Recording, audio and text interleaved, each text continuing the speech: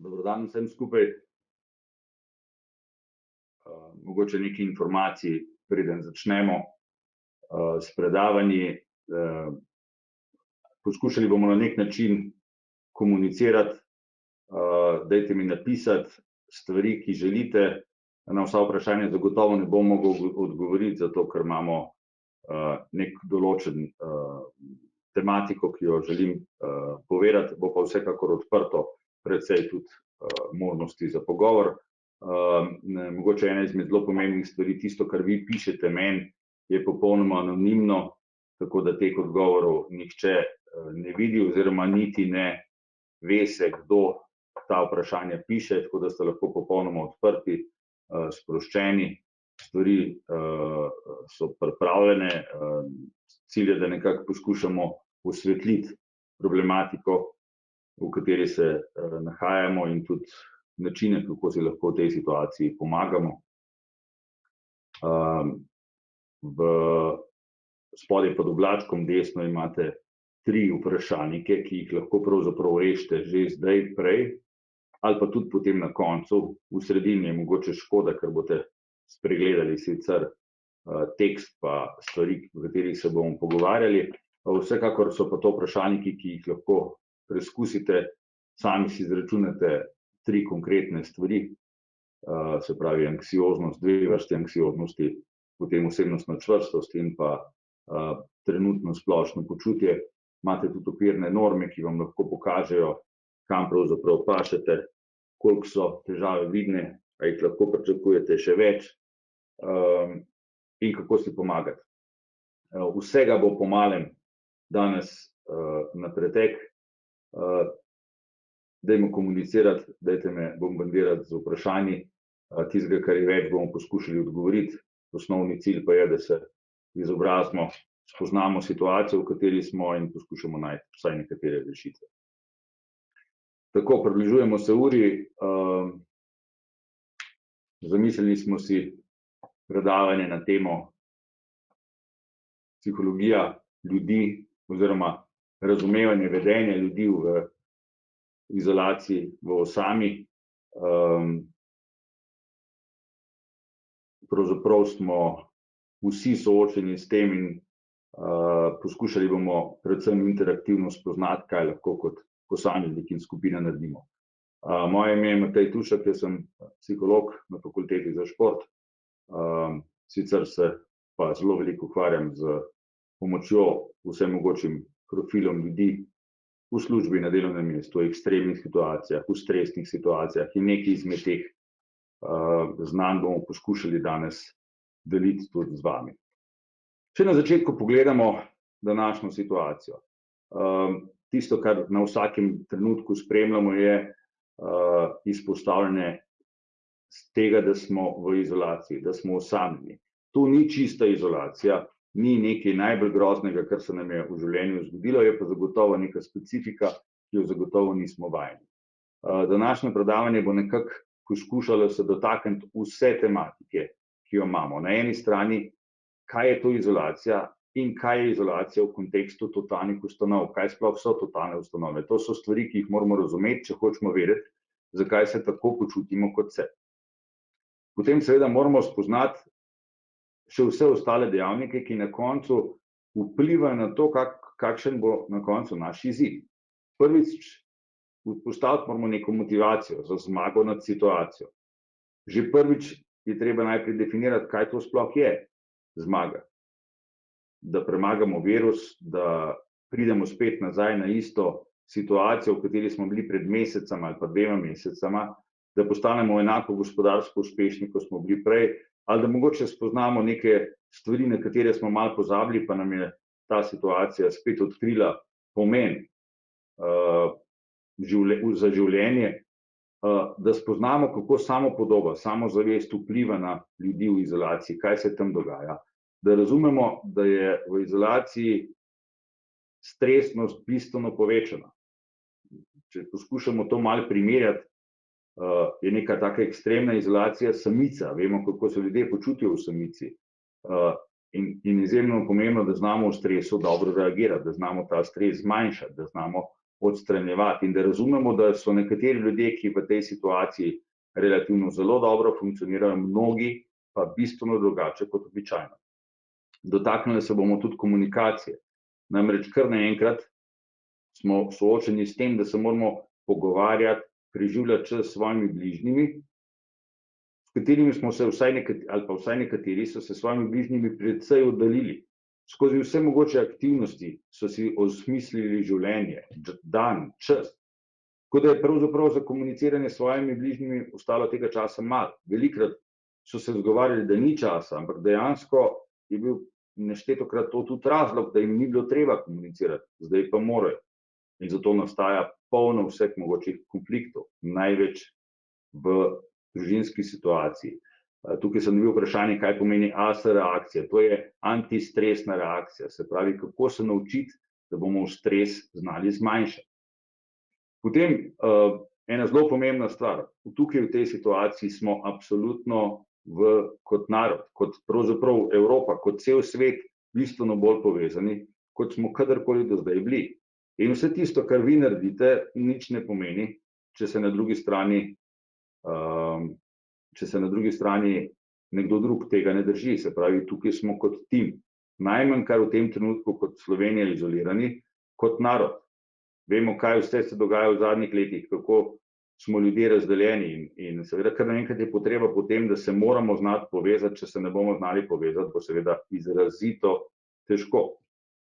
Potem seveda bomo govorili o zaupanju, o osebni odgovornosti, o tem, da se ves čas prelagamo odgovornost na nekoga druga, hkrati pa pozabimo, da smo sami odgovorni.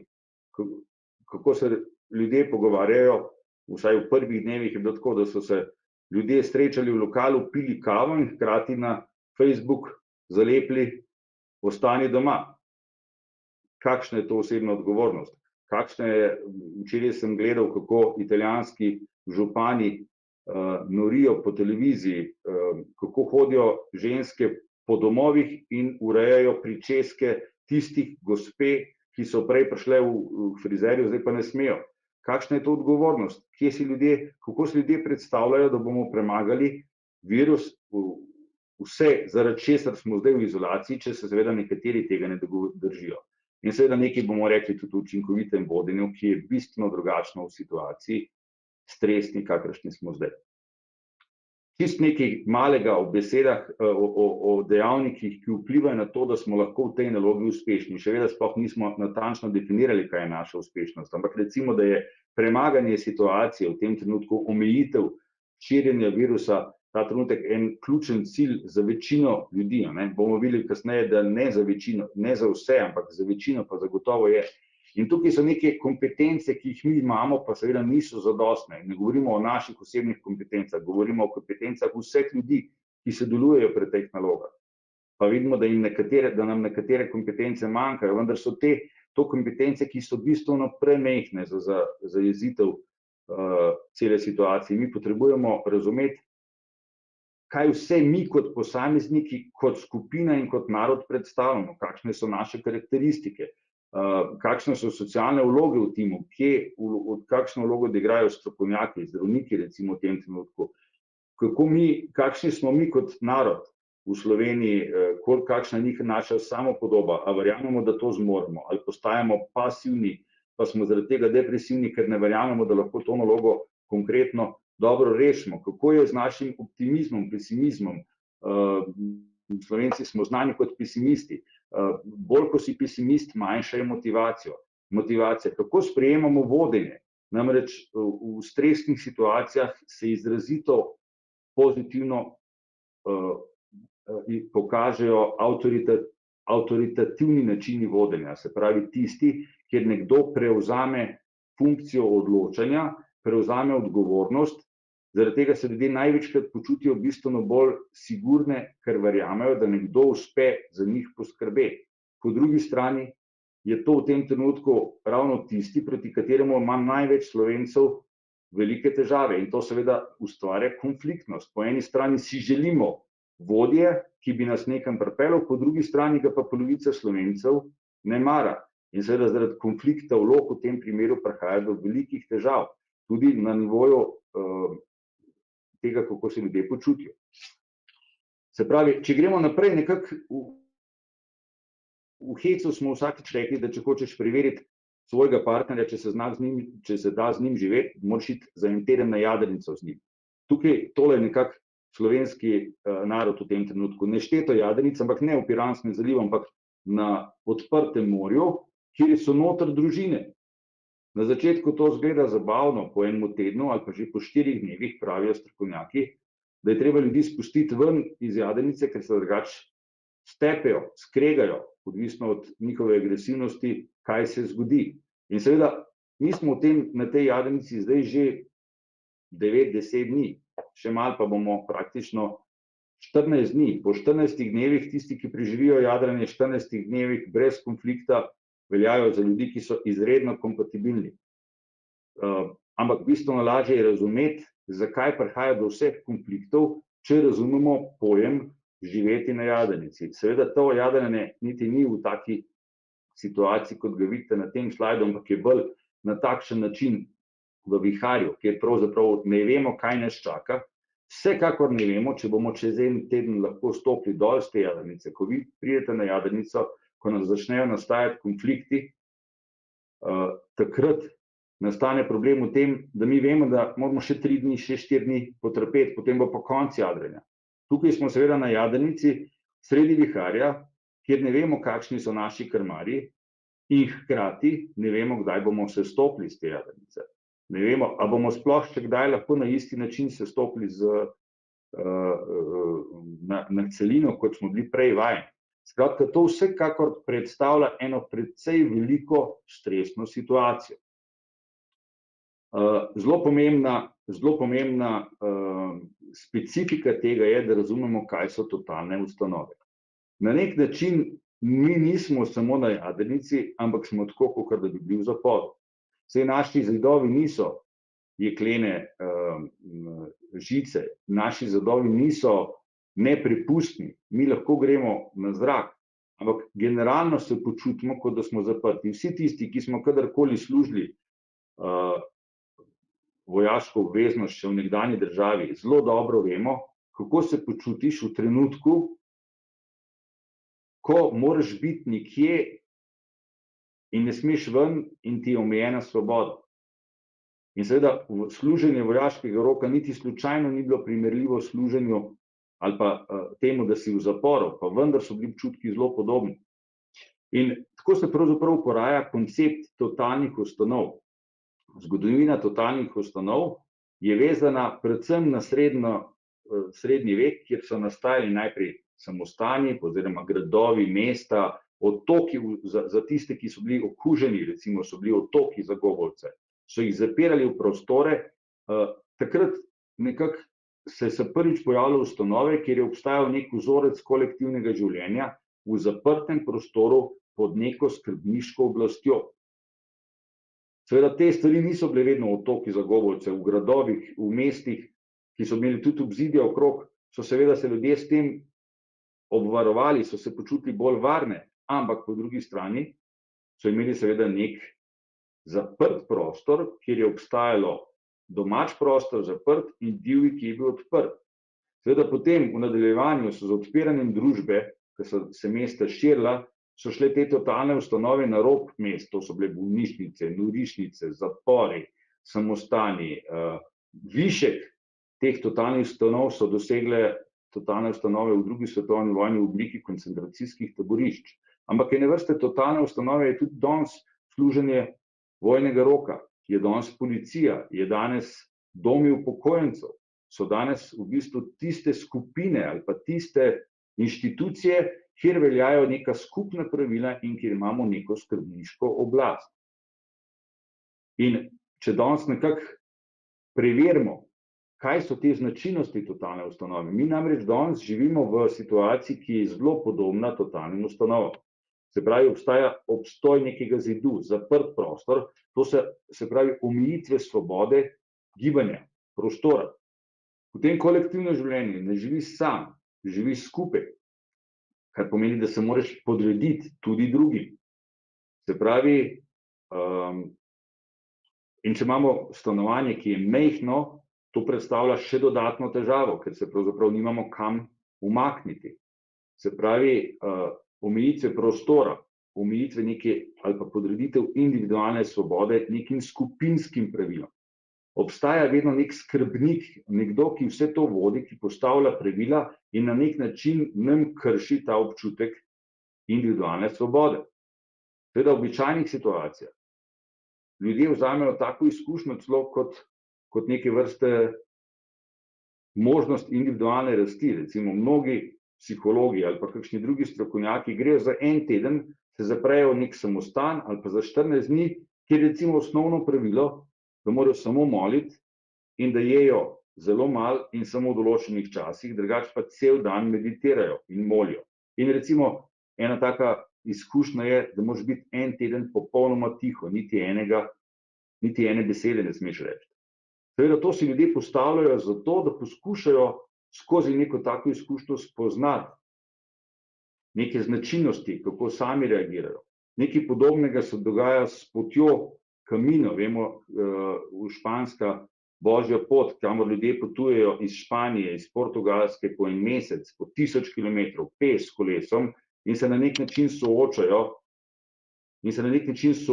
s temi zakonitostmi dojemanja samega sebe, ko so sami, ko jim pade samozavest, ko se počutijo ogrožene, ko se počutijo anksiozne, ko ne vejo, jim bo uspelo priti. Ampak oni seveda na to pot grejo samostojno oziroma svobodno se odločijo. Tukaj smo bili v to situacijo porinjeni.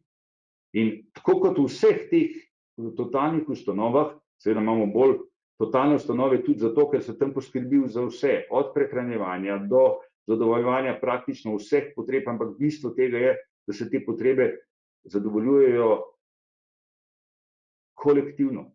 Za individualno možnost je zelo malo prostora, oziroma je stvar dogovora med njimi. In vedno obstaja neka pravila, vedno obstaja neka disciplina, ker če ni discipline, se ne moremo obnašati skupaj kolektivno. Obstaja konflikt med skupino nas, ki smo tam noter zaprti, po domače povedano, in tistimi, ki jih mi dojemamo kot skrbnike naše. To je tipična zgodba zapornikov proti paznikom. Tipična zgodba pacientov, ki si vedno mislijo, kako zdravniki ne poskrbijo za njih, kako hoče kaj slabega. Včasih so bile to norišnice, ki so bile na obrobju nekje v nekih gradovih in kjer so bili neštetokrat upori, bomo rekli, danes bi rekli duševno bolnih, takrat so rekli norcev proti zdravnikom, ki seveda so bili tam zato, da jim pomagajo, ampak njihovo dojemanje je bilo bistveno drugačno. Podobno je na nivoju vojaki, častniki, gojenci v domu starejših, uprava, ne vem, če si vzamete dijaške domove, tisti dijaki, ki so noter, pa spet nasproti uprave. Dijaki ves čas imajo neko svojo identiteto, poskušajo skupinsko identiteto, zgubljajo individualno odgovornost in jo poskušajo na način skupinske odgovornosti krepiti in se postavljati nasproti, v tem primeru upravi dijaških domov. Vedno prihaja do nekih konfliktov in to so značilnosti totalnih ustanov. V sodobnem svetu v te totalne ustanove gremo sami, ponavadi prostovoljno. Situacija, v kateri smo danes, nas je prisilila, da smo šli v to situacijo, da smo šli v to osamo in spet čutimo, da je nekdo drug tisti, ki je kriv, da smo mi v to osamo prišli. To je pravzaprav karakteristika totalnih ustanov, v katerih smo se našli. Vedno rabimo zunanjega sovražnika. Nekatere seveda specifike pa še izrazito poslabšujejo trenutno situacijo lahko. Tukaj imamo vprašanje, če nižja služba totalna ustanova. Predvsej odvisno od tega, kako imate službo postavljeno, koliko je v službi nekih skupinskih pravil, koliko ste vi fizično ločeni, ampak največkrat niste fizično ločeni, razen če vas nekam zaprejo in rečete, zdaj se morate pa odločiti tako ali drugače. Se pravi, dokler ste vi prihajate domov, služba nikoli ni totalna ustanova. Se pravi, zdaj prihajamo, nekako smo razumeli, zakaj prihaja do teh težav. To se pravi, situacija totalne ustanove, situacija podrejanja nekim pravilom, ki so od zunaj kot neki skrbniki nam vsiljena in za katere se mi verjamemo, da niso najboljša, oziroma ves čas dvomimo v ta pravila.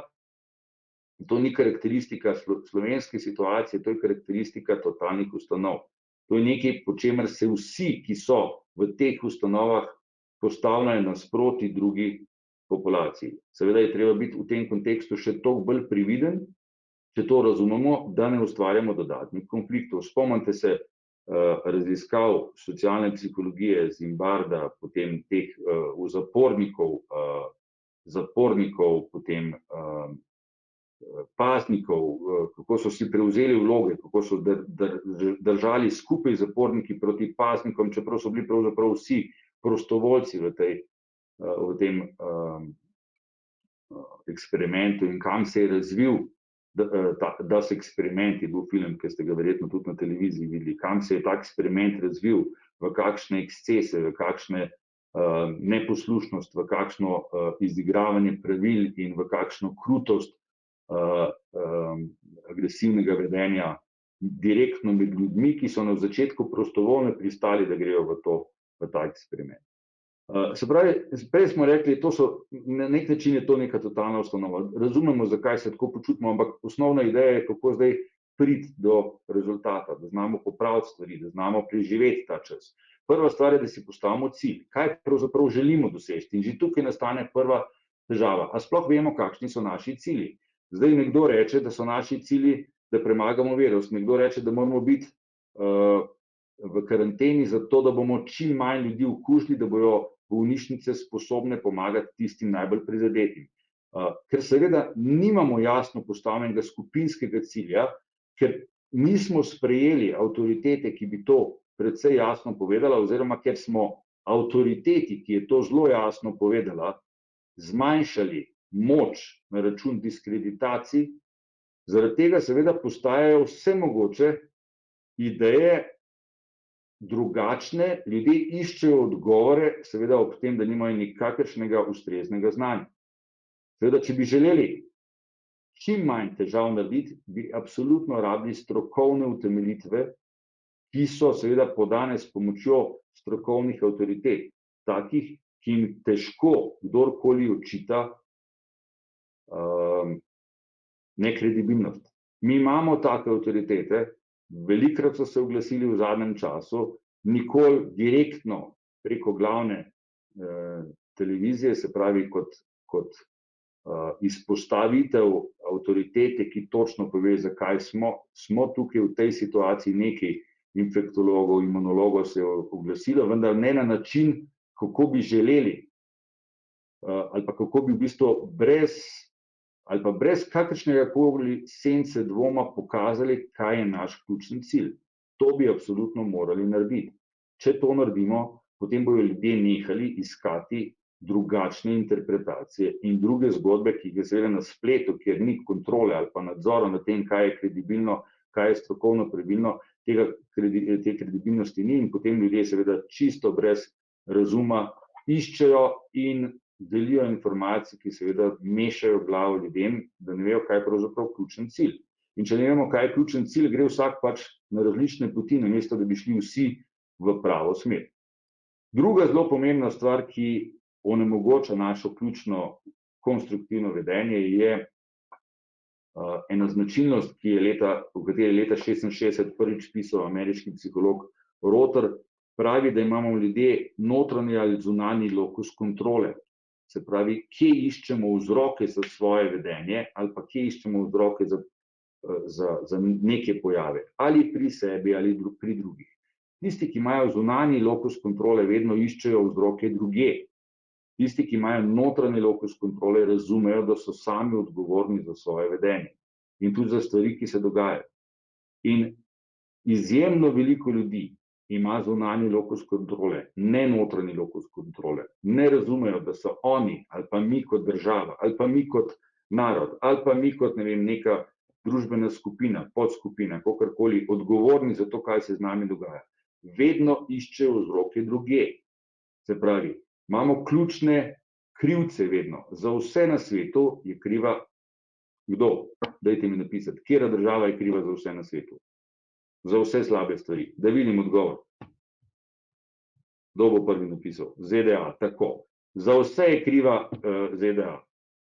Sama direktna logika, ki absolutno ne prenese tega, da ne more biti za vse stvari. Zato, če se jaz kregam s svojim otrokom, ne more biti kriva ZDA za to. Ampak ZDA je idealen tako. Zdaj sem dobil kar nekaj odgovorov in niti eden ni napisal drugega kot ZDA. Tipičen odgovor pove, da ne more biti to res. To je samo nekaj, zdaj je nekdo napisal Kitajska. Prvi, ki je napisal Kitajska, vsaj v kontekstu tega koronavirusa je verjetno ZDA ni kriva, je kriva Kitajska. Ampak večina ljudi ima zunanji lokus kontrole in potrebuje, zato da lahko živijo sami s seboj, zunanjega krivca. In to je v tem primeru največkrat ZDA. Razen tokrat je Kitajska, pa še tega nismo na nek način postavili. Kdo je kriv v Sloveniji za situacijo? No, da vidimo. Dajte mi odgovore, kdo je krivc v Sloveniji, da se slabo razumemo, da imamo konflikte.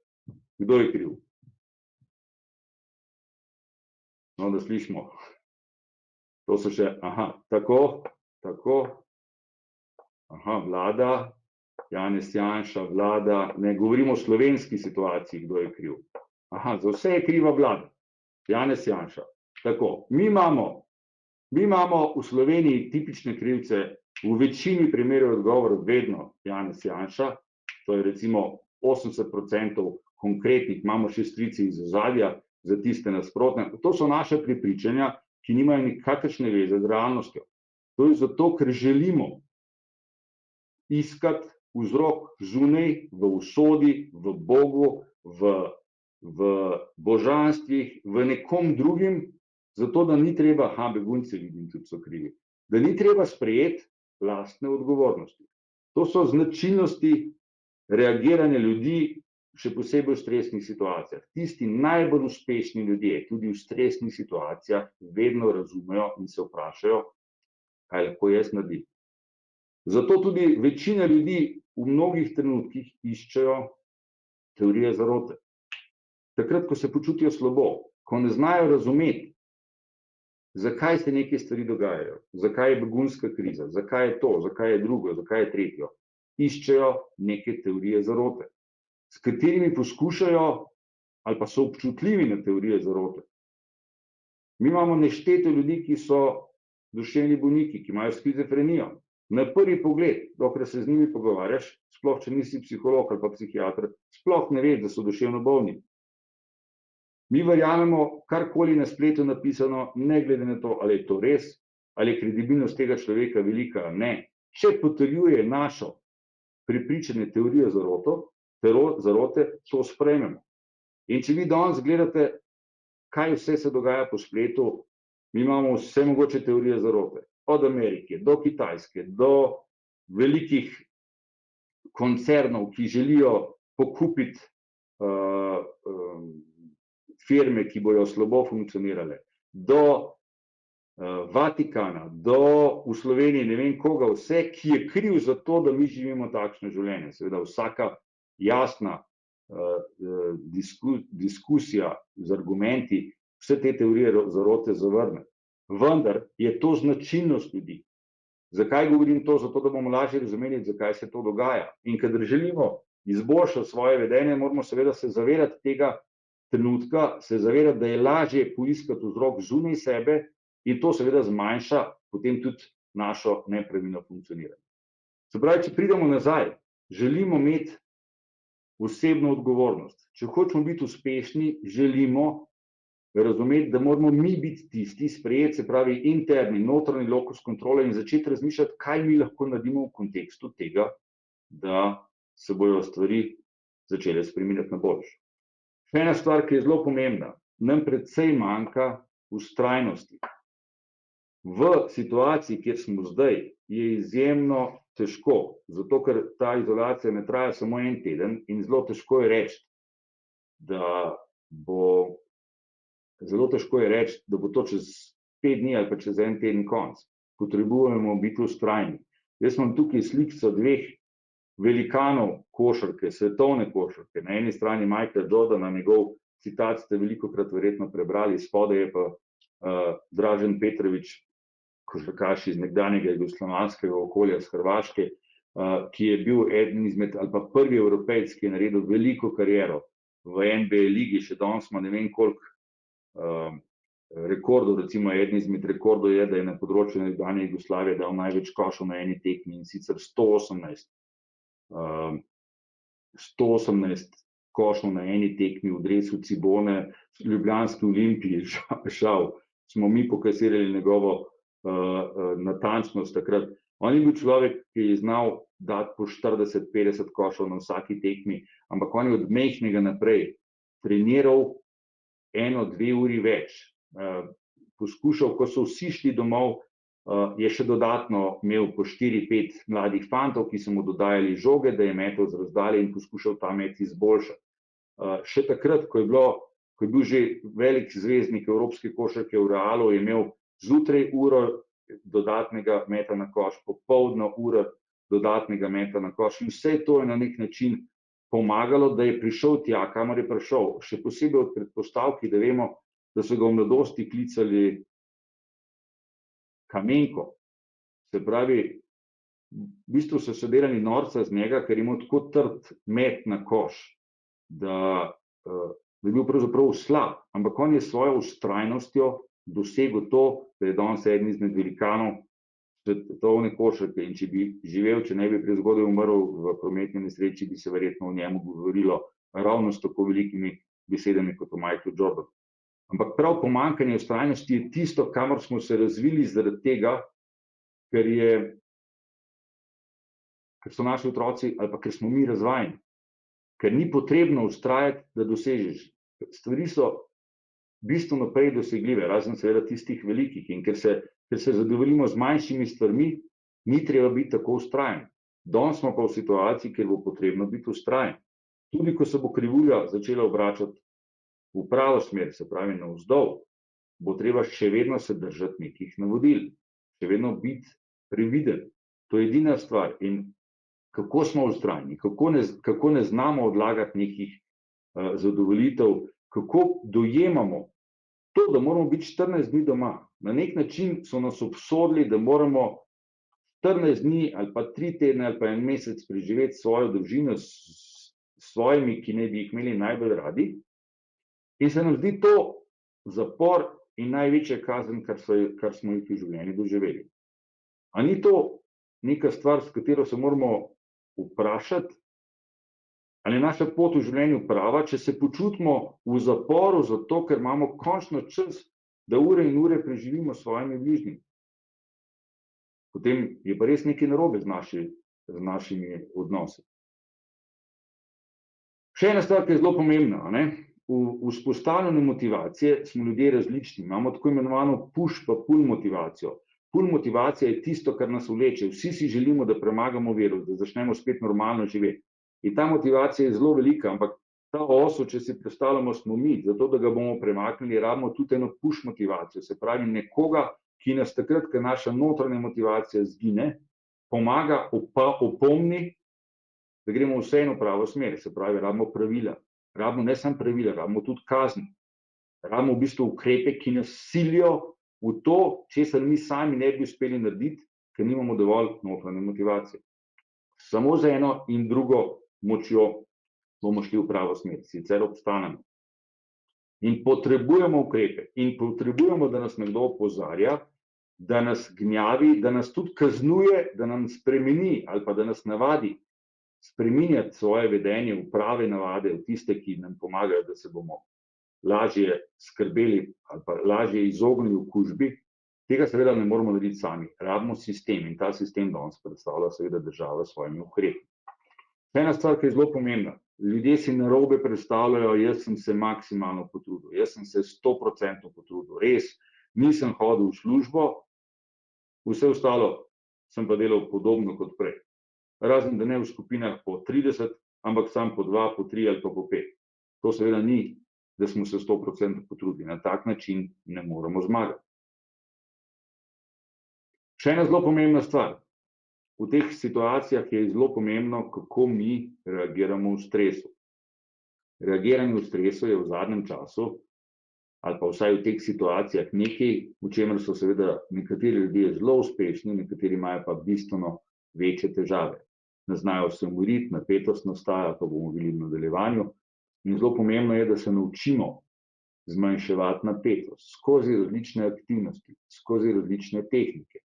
Mi smo jih skozi delo športniki v veliki meri razvili, ampak tudi vi poznate take čist preproste tehnike. Se greste stuširati, greste za 1 uro v banjo se namočiti, si date prijetno glasbo, naredite si doma telovadbo, greste na balkon ali pa greste na zrak, tam, kjer je pač dovoljeno, v naravo, kjer ni nikogar, da spravimo napetosti sebe in da znamo umiriti svoje telo na tisti nivo, ki še omogoča normalno komunikacijo. Ena zelo pomembna stvar, ki je samopodoba in naša samozavest ves čas narašča tako, da nekaj delamo. Večina ljudi, kljub temu, da se pritožuje nad službo, gre rada v službo, šele zdaj, ko so ostali doma, vidijo, kako je fajn iti v službo. Zelo težko je živeti doma in se počuti dobro, če ničesar ne delaš. Gledaš televizijo, ješ in piješ. In vsakič, ko se pogledaš v ogledalo, imaš kakšno kilo več in manj nasmeha na obrazu. Na ta način je izjemno težko biti samozavesten. Samozavest nastaja skozi neke aktivnosti, skozi učinke, ki jih vidimo. Če smo doma, zelo težko vidimo te učinke.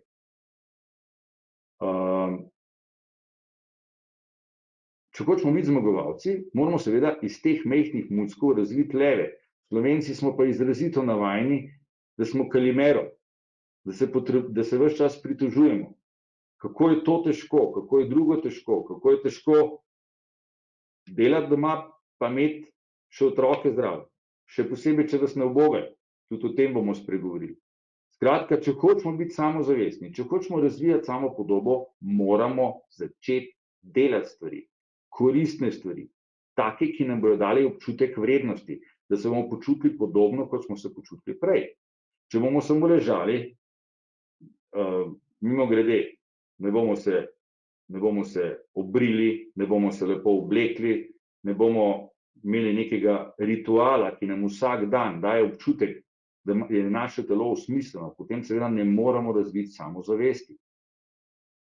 Vsak dan, ko nam nekdo nekaj lepega reče, ko nekaj dobrega naredimo, ko vidimo rezultate svojega dela, se počutimo samozavestne. Če tega nimamo, ne moramo biti samozavestni. Vedno bolj bomo poraženci, vedno bolj bomo kalimero. Če hočemo biti levi, moramo začeti delati koristne stvari. Ena izmed zelo pomembnih stvari, ki jih v Sloveniji v mnogih sredinah manjka, je odgovornost. Mi vsi govorimo, kako je pomembno biti odgovoren, ko je potrebno biti odgovoren, pa ne znamo biti odgovorni. Zato je ena izmed nalog, ki nas čaka vse, posebej v teh situacijah, je lahko izjemno idealen trenutek, da se zavedamo, da znamo dobiti neko ogledalo, eno refleksijo in rečemo, aha, tole je moja naloga. In mnogi smo odgovorni, ali pa mnogi moramo postati odgovorni, je pa to težka naloga. Prej, ko se bomo zavedali, da je težka naloga, bolj, ko bomo vsak dan znova nekaj konkretnega naredili v pravo smer, bolj se bomo počutili odgovorne, bolj bomo zadovoljeni v tem kontekstu, dobili pozitiven feedback. Prej smo rekli, da bomo govorili še o eni situaciji, ki je precej težka, to je komunikacija. Kar naenkrat smo primorani, da s svojimi bližnjimi komuniciramo. Tukaj imam eno zelo zanimivo vprašanje, zakaj je tolikšno pomanjkanje odgovornosti v Sloveniji. No, naše raziskave kažejo, da ni problem samo v Sloveniji, v celi razviti Evropi je problem prevzemanja individualne odgovornosti. En del težav zagotovo izvira iz tega, da smo vzgajali izrazito permisivno, da smo izrazito svobodni, da smo izrazito ponotranjili to, da hočemo imeti pravice, pa izjemno malo zahtev odgovornosti. Se pravi, to je stvar, ki se ne dotika samo Slovencev, ampak se dotika cele razvite Evrope. Dodatna stvar, ki je pri nas v veliki meri prisotna, je pa to, da smo živeli v sistemu, kjer se je individualna odgovornost zamenjevala s skupinsko odgovornostjo, kjer ni bilo dobro, če si bil individualno izpostavljen in tudi ni imelo nikakršne koristi od tega. Zato so ljudje razvili način, da se skrijejo za skupinsko odgovornostjo in to seveda bilo v prejšnjem sistemu nekako še sprejemljivo, v tem sistemu je pa to izrazito negativna stvar. No, ampak če se vrnemo nazaj na komunikacijo, kar naenkrat smo primorani komunicirati. In to z ljudmi, s katerimi že nekaj let, desetletij živimo, pa smo morda našli 1000 načinov, da se tej komunikaciji izognemo. Oziroma, da je ta komunikacija površna, potem pa pobegnemo v fitness, na kavo s prijateljem, v službo, skratka, z vsemi drugimi velikokrat komuniciramo bistveno več. Nimamo časa, ves čas se pritožujemo, kako nimamo časa komunicirati z otroci, zato imajo naši otroci težave. Zdaj smo v situaciji, ko imamo veliko časa komunicirati z otroci, pa ne znamo. V mnogih družinah se pojavlja ta problem. Zdaj to seveda treba razumeti tudi kot je na vrsti izziv. Se pravi, če ne znamo komunicirati, dajmo razmisliti o tem, dajmo se naučiti komunicirati, dajmo se naučiti poslušati. Ne vemo, kako bi si razporedili prosti čas, ker naenkrat ga je preveč. Dajmo si ga usmeriti najprej v najbližje, dajmo poskušati naučiti z njimi vzpostaviti kontakt, ki ga mogoče že leta ne znamo. Seveda je to v osnovi lahko velik problem, ker naenkrat so se ljudje naučili, da živijo drug mimo drugega, zdaj pa tega ne morejo več. In to namesto prijetnih občutkov izzove občutke tesnobe, napetosti, agresivnosti. Seveda, če bomo hoteli, ne samo v kontekstu družine, tudi sicer rešiti te zadeve, bomo morali začeti razmišljati skupinsko. Mi smo v zadnjih letih v športu pokazali, da zmoremo to. Rokometna reprezentanca, odbojkarska reprezentanca, košarkaška reprezentanca, vsi so pokazali, da znamo mi kot Slovenci postati tim. Zdaj je seveda naloga, da to skupinski doživljaj, mi doživljaj, temu v psihologiji rečemo prav mi doživljaj, da ga ponotranjimo in da ga seveda spravimo tudi na nivo celega naroda, cele države.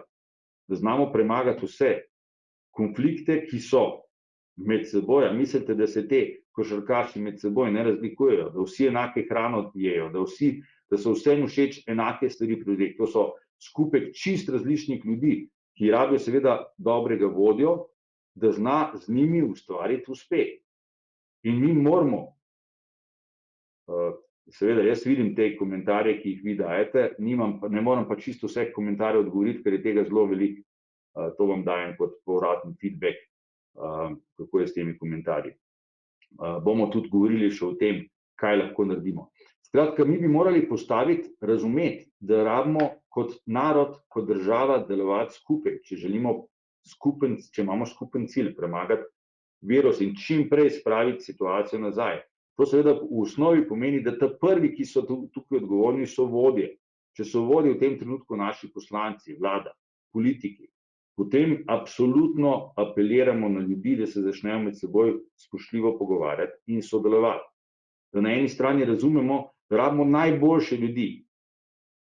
V tem trenutku rabimo najboljše ljudi, ker imamo cilj, ki ni samo zmaga, ampak zmaga za sabo pomeni preživetje ali pa smrt. Takrat rabimo najboljše ljudi, ki se morajo skupaj združiti okrog skupnega cilja in ki morajo znati delovati skupno. In vsi tisti, ki seveda to rušijo, za taki športni ekipi ni mesta. Mi v športu nekoga, ki ni sposoben podrediti v tem trenutku skupnim ciljem, zamenjamo. Ga damo ven iz tima in rečemo, nisi več tukaj, ne moreš več funkcionirati z nami.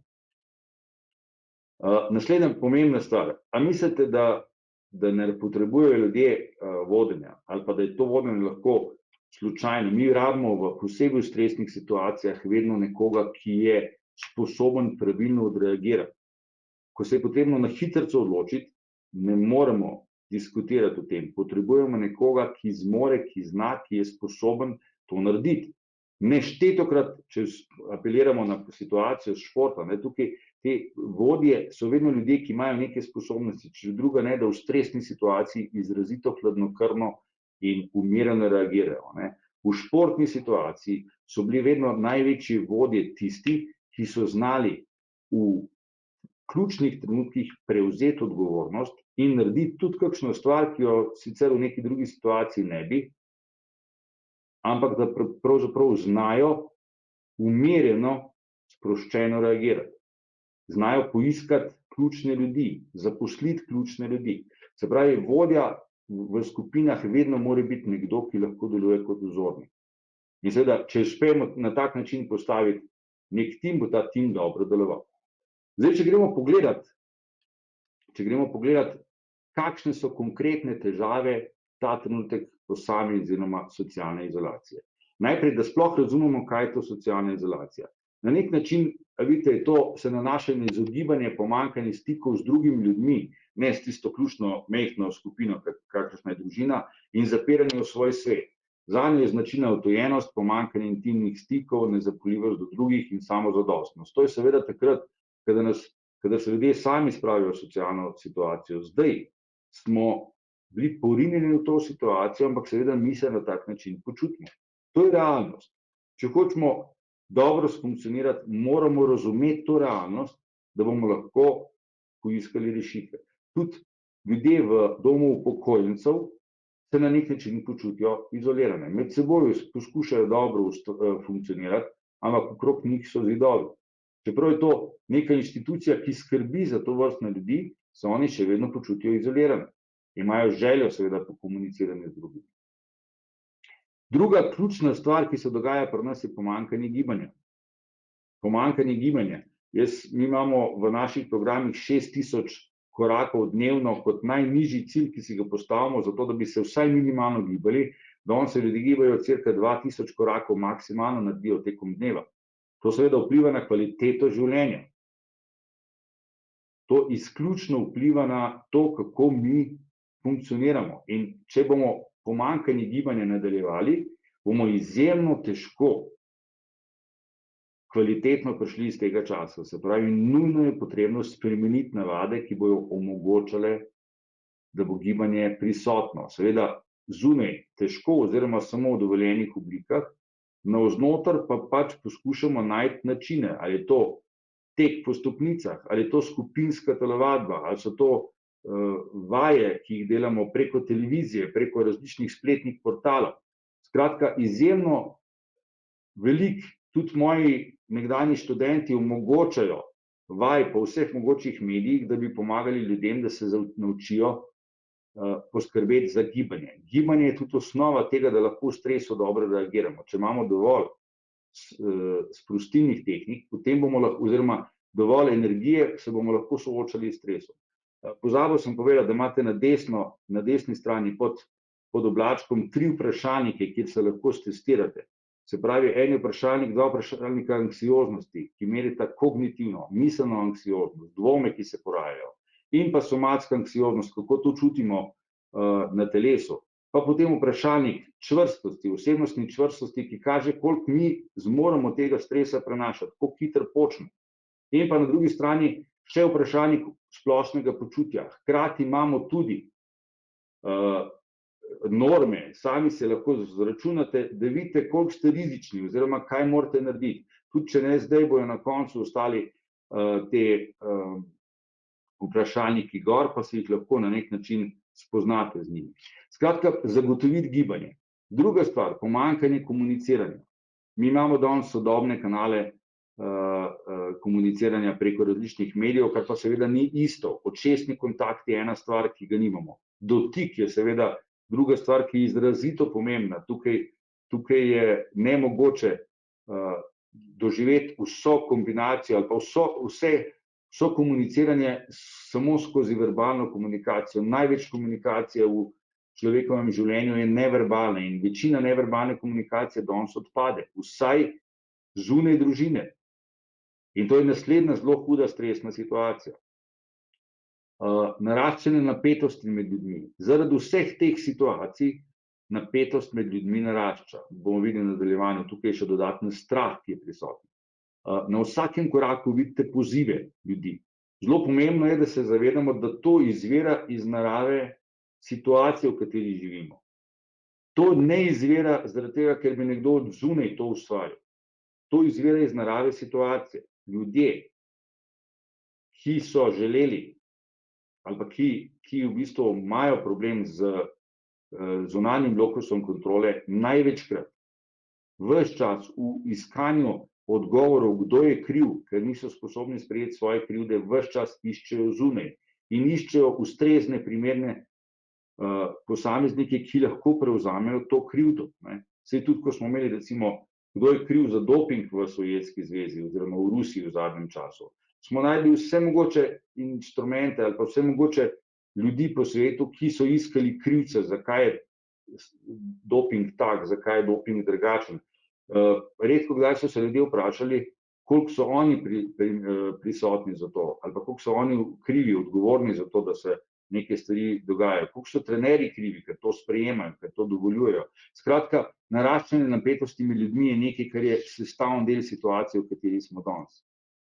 Ena zelo pomembna stvar, pomanjkanje samodiscipline in motivacije, že prej sem rekel, prispeva k temu, da nimamo samopodobe.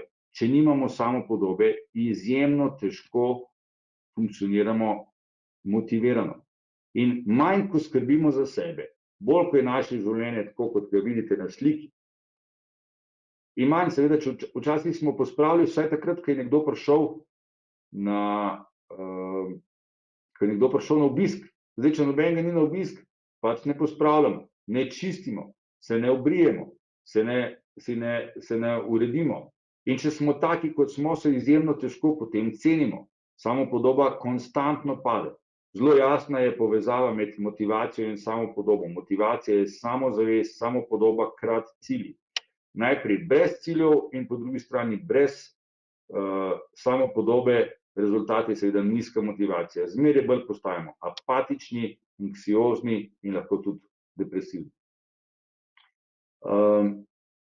Neznanje komuniciranje, že prej sem govoril, kar naenkrat se poveča število konfliktov v družini.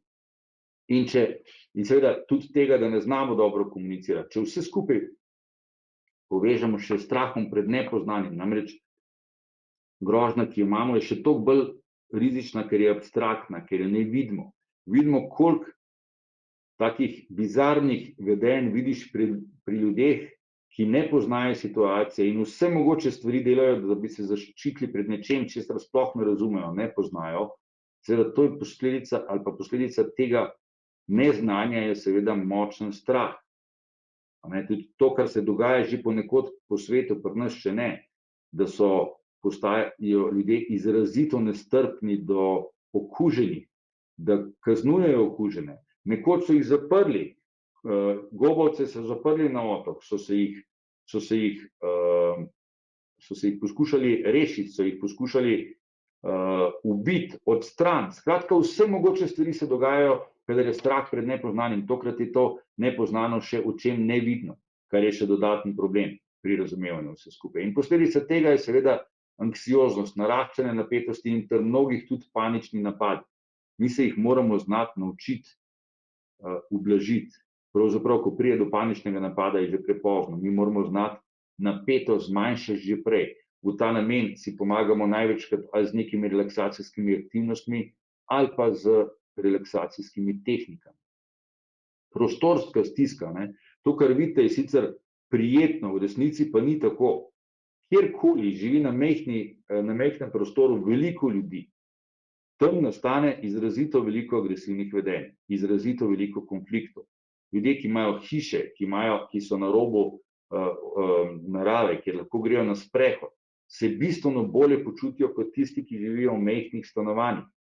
Se pravi, izjemno težko je ostati umirjen, kadar je preveč ljudi na kupu. Ljudje se počutijo ogroženi, okrog sebe imamo intimni, osebni, javni pas. In če je nekdo ves čas v našem intimnem pasu, nas to v bistvu spravlja v pamet. V trenutku, ko želimo biti intimni, potem, ko rabimo svoj prostor, da se umaknemo, se moramo umakniti. Posebej rizične so družine, ki živijo veliko članov družine v majhnem prostoru. Še tam bi morala veljati pravilo, da tisti, ki ima težavo, da se pač ostala družba recimo v neki sobi, v enem obdobju, ko se dobro počutijo, nahajajo, on pa ima možnost, da se vsaj za nekaj časa umakne sam v neko sobo. da se lahko pomiri. Ali pa gre seveda ven. Dodaten velik problem je razvajenost, nesposobnost odlaganja zadovoljitve. Se pravi, to je prinesel sodobni svet. Kar nekaj let nazaj se je pokazalo, kako otroci funkcionirajo. Eno zelo zanimivo raziskavo so naredili na Stanfordu, in sicer so dali otrokom na razpolago, v sobi se je eksperimentator z njim dobil, pokazal mu je tam en piškot čokoladen in je rekel, glej, jaz moram zdaj nekam iti, tale piškot je za tebe, ampak če boš počakal, da pridem nazaj, pa ga boš pol pojedel, boš dobil za nagrado še enega. In potem je seveda šel, kamera je pa snemala, kaj se s tem otrokom dogaja. Večina otrok je ta piškot prijela v roke, ga dala nazaj, kar nekaj časa je odlašala, niso ga hoteli pojesti, ker so vedeli, da bodo drugače dobili še enega. Potem se jim je ta piškot, ki so ga po rokah motali, so čokoladne roke dobili, pa so lizali te roke, pa vračali nazaj piškot. Večina otrok tega eksperimentatorja, pol ure ni bilo, večina otrok je ta piškot pojedla, preden se je eksperimentator vrnil. Tisto, kar je bilo zanimivo, tisti potem, ki ga niso pojedli, so dobili za nagrado 2. Pokazalo se je, potem, ko so čez 20 let poiskali, kaj se s temi otroci dogaja, da so tisti, ki so znali počakati, ki so znali odložiti zadovoljitev, dosegli bistveno večji uspeh v življenju. Ampak mi smo otroke navadili, da poskušajo zadovoljitev doseči takoj. To je pravzaprav značilnost nesocializiranega, egocentričnega otroka. Z ustrezno, avtoritativno vzgojo dosežemo, da se otrok zna naučiti zadovoljitev odložiti. Seveda, če nimamo dovolj časa za vzgojo, se to ne more zgoditi. In rezultat tega je razvajenost, ne samo posameznikov, ampak tudi družbe. In tisto, kar je zelo pomembno, pokazalo se je, te zadnji trenutki so pokazali, da je pomanjkanje vzgoje nekaj, kar je ena huda stvar, ki pesti našo družbo. In taki razvajeni otroci potem postanejo razvajeni odrasli, ki mislijo, da je cel svet narejen za to, da rešuje njihove probleme. In seveda taki ljudje tudi ne znajo komunicirati, ne v družini, ne z drugimi. In če druga ne, bi mogla biti ta situacija en velik izziv za starše, da začnemo razmišljati, kako je potrebno otroke vzgajati. Kaj je potrebno narediti za to, da ne bomo takrat, ko boste imeli doma delo od doma, otrok ne bo znal biti tiho.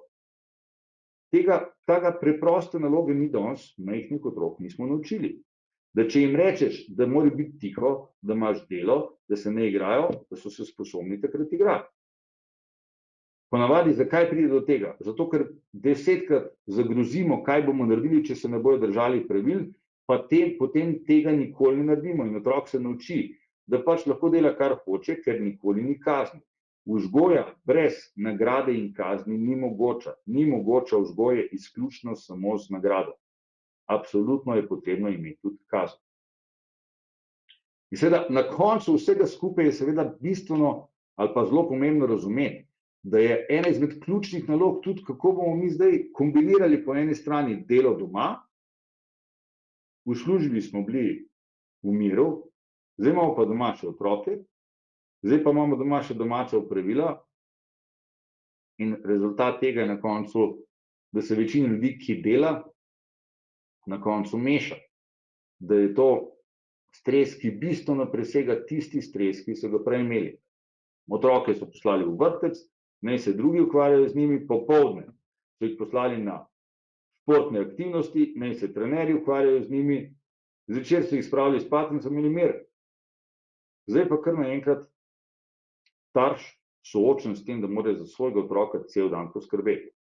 Če so otroci lepo vzgojeni, če smo prej dovolj veliko energije investirali v vzgojo otroka, danes ni veliko težav, ampak se družine skupaj lepo pogovarjajo, imajo čas za sebe, ki ga prej niso imeli, kjer te naloge nismo naredili, seveda je pa problem, ki se mu bo treba posvetiti. Samo še nekako reševanje težav, smernice bi povedali, premalo imamo časa, da bi čisto vse povedali, ampak neke smernice bomo pa postavili, zato da poskušamo reševati neke situacije. Prvič, postavitev urnika aktivnosti. Se pravi, če hočemo vzdrževati samo podobo, rabimo delati neke stvari. In ker smo na nek način razpuščeni, ker mnogi nimajo dovolj samodiscipline, je potrebno napisati urnik. Če naredimo urnik, potem je bistveno lažje občutek samopodobe graditi. Biti samozavesten. Danes sem naredil tole, 2 ure sem se učil, potem sem kosilo pripravil, potem sem doma nekaj pospravil, naredil sem 5 stvari, zaradi tega se počutim dobro. Ampak je treba narediti urnik, ker brez urnika večina ljudi tega ne bo naredila. Druga stvar. Mi smo navajeni imeti vse mogoče rituale. Od tega, da zjutraj popijemo kavo, do tega, da se slišimo s prijateljem in tako naprej. Dajmo držati te, ali pa dajmo se, ukolikor je možno, delati te rituale naprej. Zakaj? Ker ti rituali nam dajo občutek smiselnosti v življenju, čeprav niso najbolj ključni, ampak to je nekaj, kar smo se navadili. In če moramo to spremeniti, seveda stres zelo velik. Tretja zelo pomembna stvar. Če želimo življenje peljati naprej, rabimo urejenost in disciplino. Se pravi, to moramo zagotoviti. Začne se to z urnikom, začne se z vzgojo, se pravi, če gre pri otrocih do otrok, če gre pri sebi do sebe, ampak to nujno potrebujemo. Kadar je napetost prevelika, je potrebno iti na zrak. Dajmo upoštevati pravila, ki jih imamo, kako se lahko družimo, kako gremo lahko ven, ampak ven je treba iti takrat, ko nastane napetost. Ne takrat, ko je napetost že taka, da pride do agresivnega vedenja, takrat, ko vidimo, da napetost ves čas narašča, da se ne znamo izogniti temu, gremo na zrak. Potem relaksacijske aktivnosti. Nekaj sem jih prej omenil, ampak imamo tudi čist konkretne sprostilne tehnike, dihalne tehnike, meditacija, joga, tudi na spletu boste našli vse mogoče ljudi, ki pomagajo z avtogenim treningom, z vsemi mogočimi stvarmi, ampak če tega ne boste postavili v urnik, če ne boste rekli enkrat na dan ali pa enkrat na 2 dni, lahko bom to pa to naredil, potem ne bom sprostil se. Postavimo si urnik, tudi za relaksacijske aktivnosti. Tam, kjer prihaja do velikih komunikacijskih težav, postavimo pravila komuniciranja, če ne gre drugače. Dajmo si postaviti idejo, kako si pomagati za to pri komunikaciji, pa dajmo izkoristiti to kot nek izziv, da svojo komunikacijo s svojimi bližnjimi spravimo na en višji nivo. Ne bo to čas, ko bomo rekli, da smo ga vrgli stran, ampak čas, ko smo usmerili svoje aktivnosti v nekaj drugega, na kar mogoče pozabimo. Seveda, glede na to, da moramo komunicirati v živo, dajmo uporabiti ta trenutek sodobne medije za komunikacijo, predvsem s tistimi ljudmi, ki ste jih navajeni. Potem v vsakem primeru dajte narediti neke stvari, ki vam bojo veliko pomagale pri dvigu samopodobe. Napišite, ne vem, nek članek, napišite nekaj, naredite nekaj, kar do zdaj niste imeli časa, pa ste si želeli, pa bi vam veliko pomagalo. Potem dajte si osmisliti dan z nekimi aktivnostmi, dajte si sestaviti urnik, kaj boste delali, koliko bo dela, koliko bo rekreacije, koliko bo sproščanja, koliko bo ukvarjanje z otroci in kaj boste naredili takega, česar mogoče prej niste naredili. Obdajte se s pozitivnimi ljudmi. Če imate negativne ljudi na spletu, na televiziji, ugasnite to. Imam posebej napisano omejeno gledanje televizije in preživljanja časa na spletu, posebej v negativnih okoljih. Če imate negativne ljudi, ki sejejo nestrpnost, sovraštvo, prepir, dajte jih odstraniti. Ne potrebujete tega v življenju. Poskušajte biti pozitivni, vzdrževati pozitivno razpoloženje. Skrbite za pozitivno razpoloženje, poslušajte glasbo, delajte stvari, ki jih lahko doma in ki vam dajo nekaj lepega. Mogoče ste že pozabili, napišite pismo nekomu, ki ga že dolgo niste videli. Ne mail, pismo napišite, pa ga dajte v kuverto, pa ko boste v priliki šli na pošto oziroma v trgovino, date na pošto in čakate odgovor tega človeka. Poskušate narediti stvari lepe in razumno vzemimo to, kar se danes dogaja, kot neko investicijo energije v ljudi. Zdaj imam tukaj vprašanje, kaj pa, če živite z negativcem? Ja, to je zelo težko.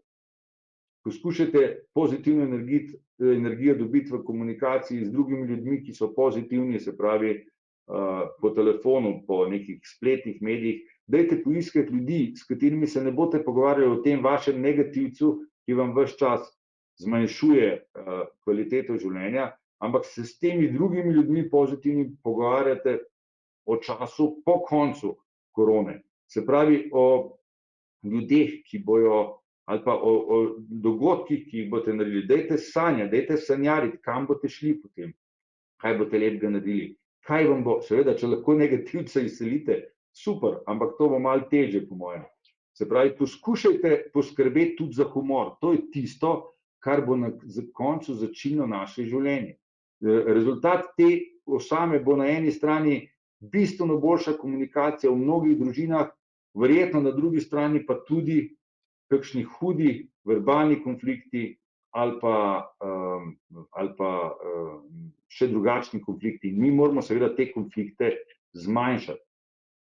Tukaj imam eno zelo zanimivo vprašanje. Kaj pa samski, ki so sicer družabni? Ja, v tem trenutku zelo težko delate ali pa zelo težko se družite v realnosti.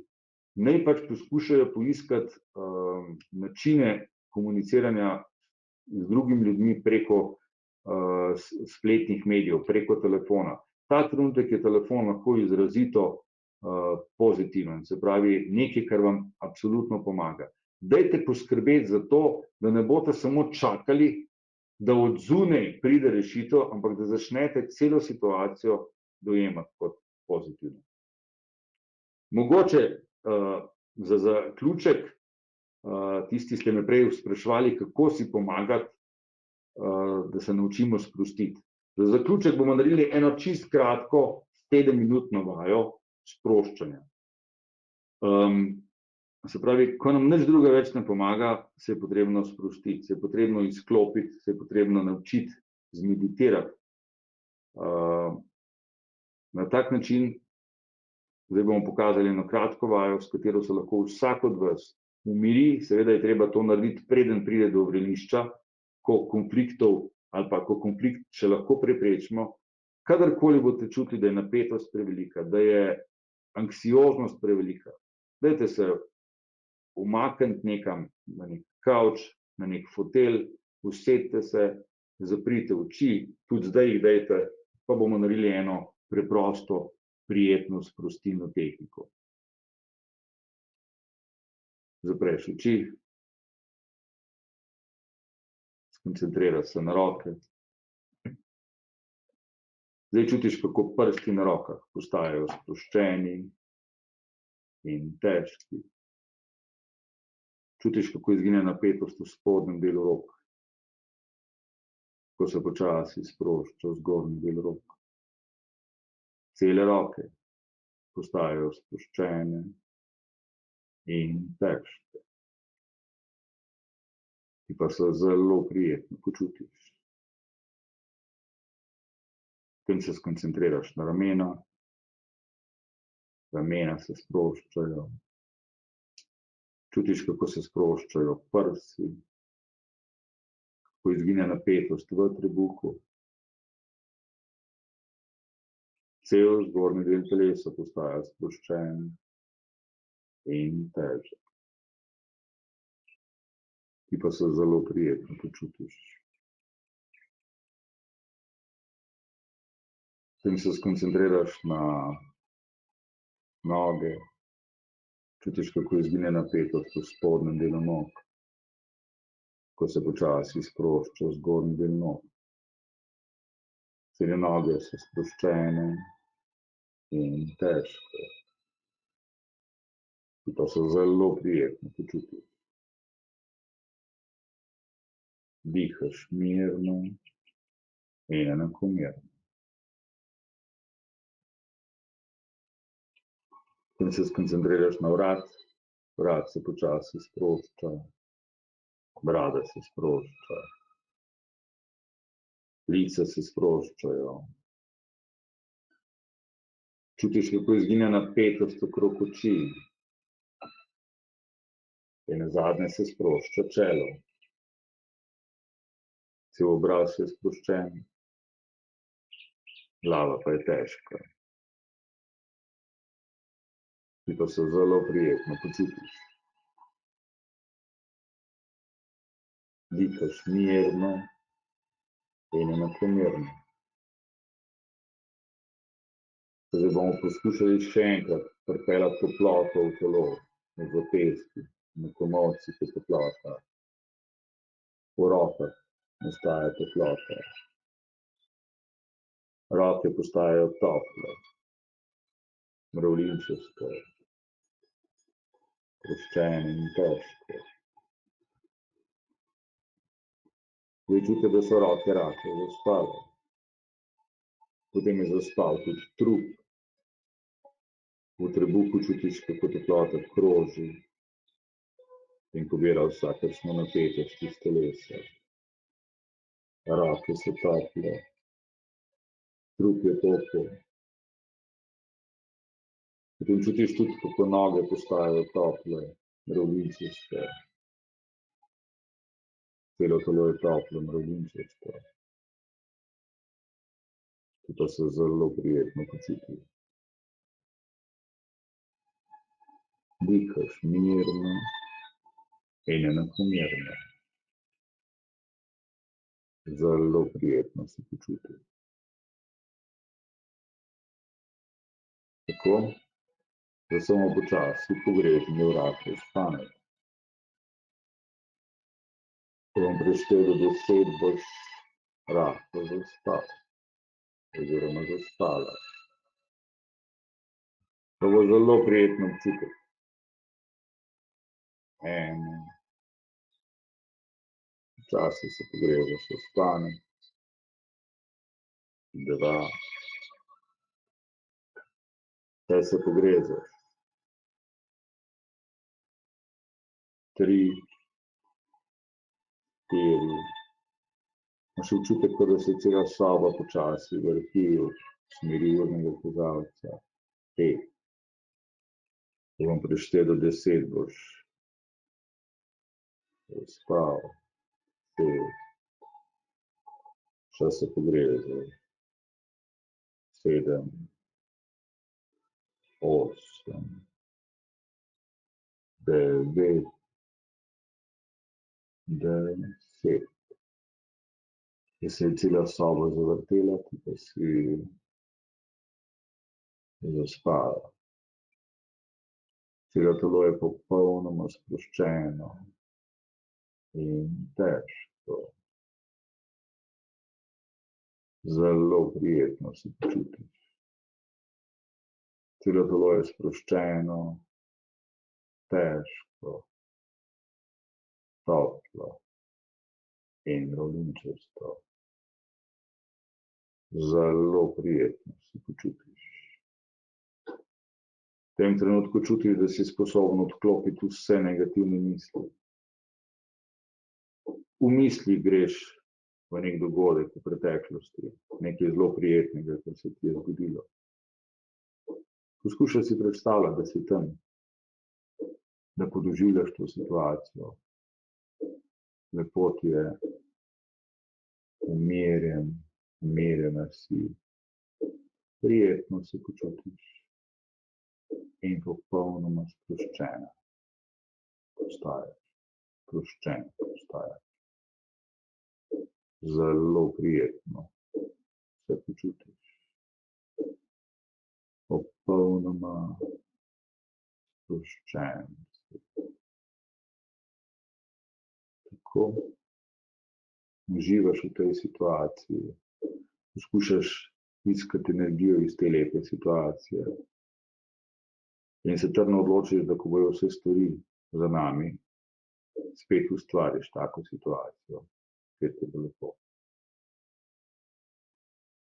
Tako, da se bomo počasi v 5 stopnjah vrnili spet nazaj.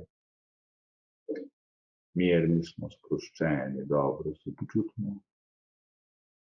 Ko bom preštel do 5, boš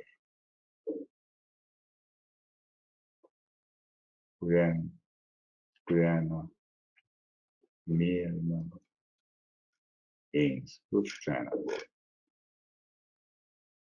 Zelo prijetno se boš počutila. Mirna, miren in sproščen boš.